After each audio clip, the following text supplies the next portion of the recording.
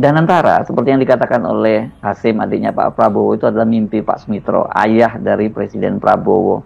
Tapi apakah benar Danantara seperti yang sekarang ini yang dibayangkan oleh Pak Sumitro, yang selama ini pemikiran-pemikiran ekonominya kan ini ya namanya seorang sosialis ya, ini lebih berpihak kepada rakyat, termasuk juga soal koperasi misalnya.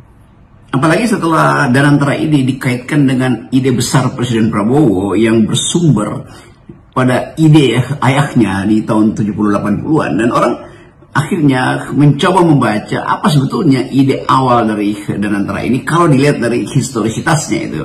Dan Pak Sumitro ternyata menginginkan Danantara itu jadi semacam modal dasar untuk mengumpulkan uang dan keuntungannya dipakai untuk membiayai koperasi. Kan itu filosofi yang orang anggap oke, itu bagus betul, bahwa negara bertanggung jawab terhadap kehidupan rakyat, dan karena itu diperlukan satu super holding untuk membiayai justru mereka yang tercecer, tertinggal, yaitu rakyat.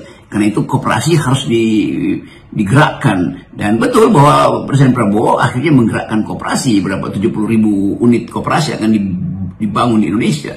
Tetapi pertanyaannya, apakah dana Danantara ini hasil investasinya itu akan disalurkan atau akan menguntungkan perusahaan-perusahaan yang sifatnya kepemilikan kooperatif? Kan itu juga yang belum diterangkan oleh pemerintah. Sementara isu sudah berkembang bahwa sebetulnya yang akan diuntungkan adalah bukan koperasi, tapi perusahaan-perusahaan lain yang memungkinkan nilai tambahnya itu dinikmati oleh kalangan oligarki. Kan itu sebetulnya yang harus diterangkan secara ideologis, bahwa itu penting untuk memperlihatkan bahwa ada aspek sosialisme di dalam ide Pak Sumitro itu. Apakah juga Danantara hari ini ada di dalam ingatan sejarah yang sama?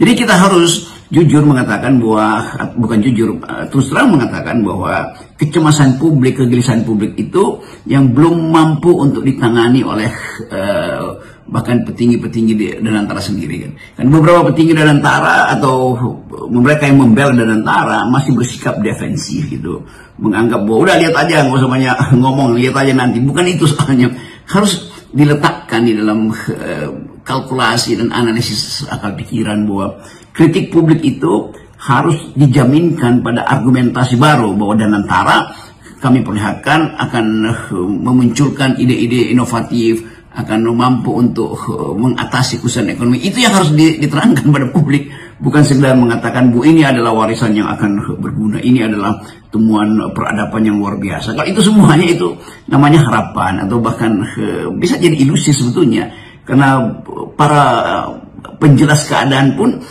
justru membuat keterangan mereka itu menyebabkan ketidakjelasan baru.